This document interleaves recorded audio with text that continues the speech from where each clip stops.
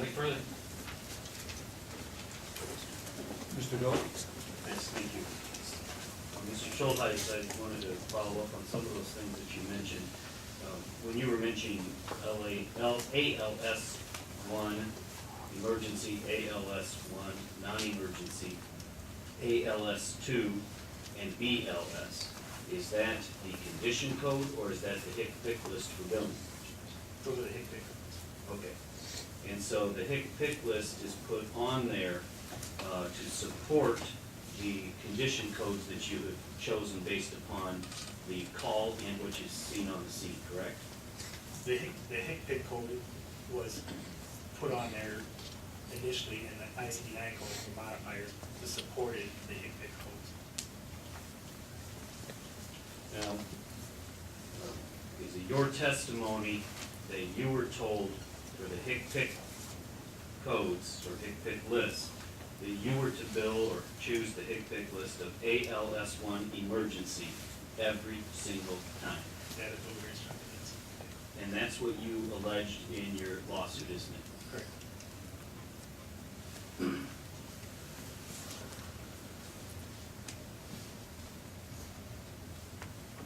And you said the condition codes are the ICD-9s, or those are Those are the modifiers? modifiers. The ICD-9s are to support your HIC-PIC code. But your testimony, the ICD-9s are not ambulance condition codes. I think you're dealing in semantics, but the ICD-9 codes are used to support and justify the reason you transported at ALS level 1 emergency. Is it your testimony that you never billed an ALS1 non-emergency? Did I never build? No, I put BLS codes on mine and was required to change. In our, I believe in the disclosure and through the investigation, I believe that Clinton Fire Department billed in the high 90s, between 96 and 100% of the time at ALS level 1. Okay, well, I need you to clarify that. You just told defense counsel that the Clinton Fire Department didn't bill anything. That was done by the city hall and the finance. I don't know that every call was, we were instructed every call was ALS level 1 emergency. That's what you put on your code. That's what we were instructed to put on every So call. anytime you put anything other than ALS1 emergency, it was changed or you were directed to change it?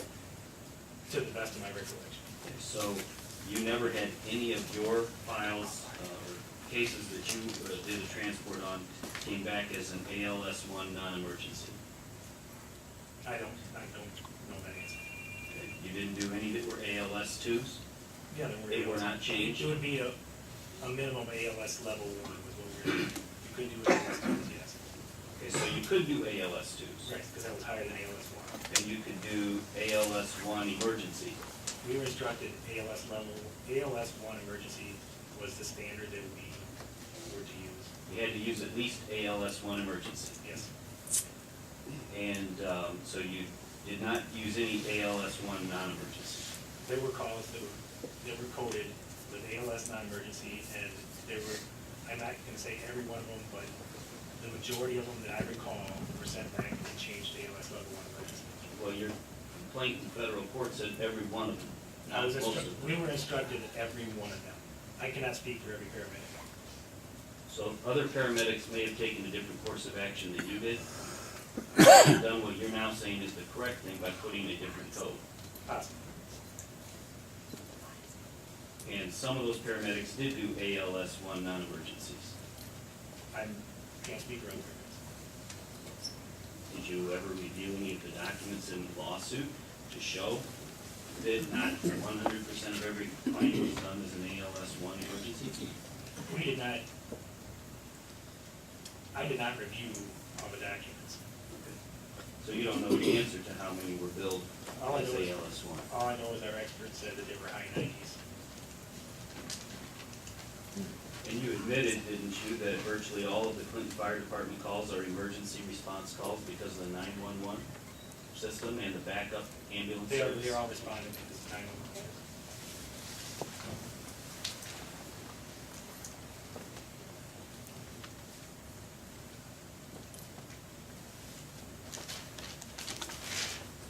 just so that I'm clear, your allegation, at least as you've stated under oath on previous occasions, is that you were always to use minimum of ALS1 emergency on every report. Yes, those are instructions. You have never alleged that you were changing the facts in your narrative to support care at the ALS1 emergency minimum level.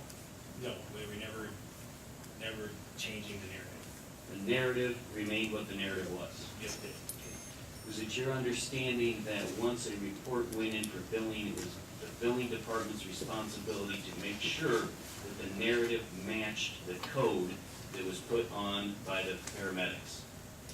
The only code put on there was the ALS level 1 code for the majority of calls. And if there was an ALS1 code that didn't match the narrative, wasn't that the biller's responsibility as the professional biller under Medicare and Medicaid rules to catch that? I'm not aware of what her job description or what their job description was or whether she read it, because I don't know. Okay, so you don't know what the biller's responsibility was in any respect? No, I don't know where.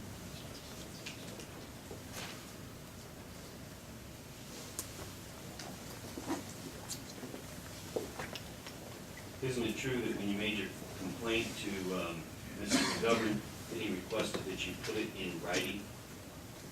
I don't recall that.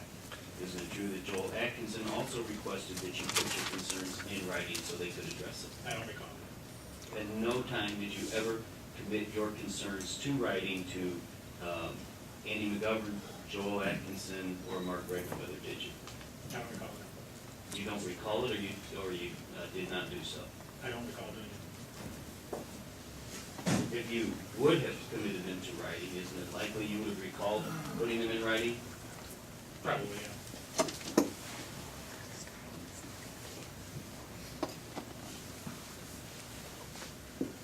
And just so that I'm clear, it's your opinion that the coding should be based solely on what you find in the field when you arrive at the scene where the patient is.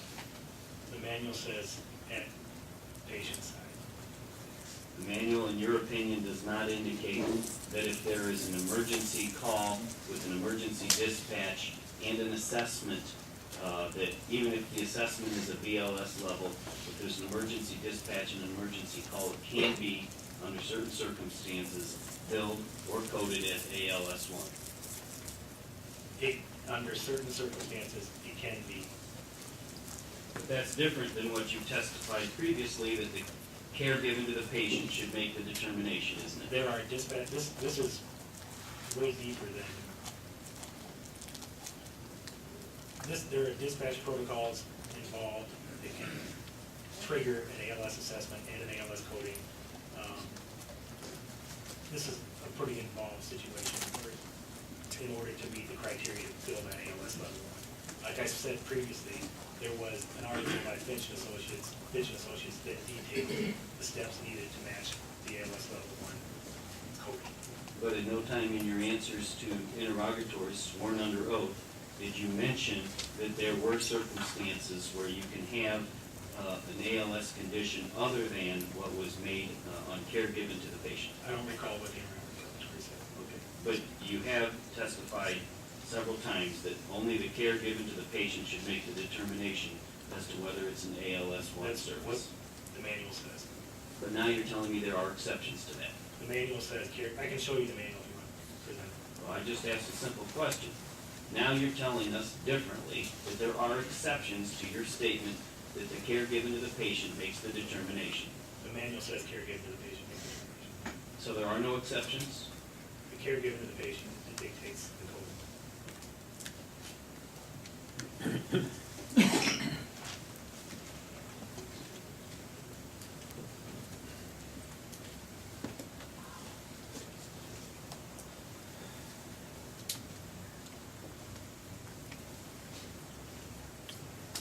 That's all the questions I have. Any commission members have any questions? Maybe this is irrelevant too, or whatever, but I have a question. Sometimes when you ambulance people, you servants go out and help a patient, and maybe it's a stressful accident, there's young children in there. Is it more important to worry about the billing or the patient's lives? It seems to me like we're more concerned, which we have to be here, but we're concerned very much about the billing, and sometimes you can forget things, I would think, under a stressful condition.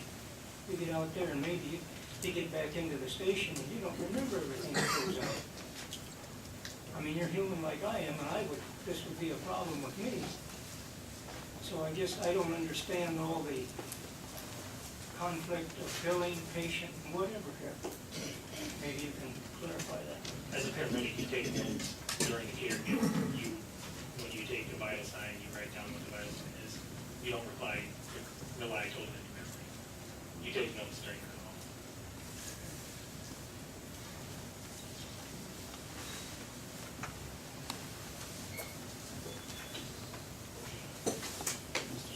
Mr. Schultheis. Any follow-up questions?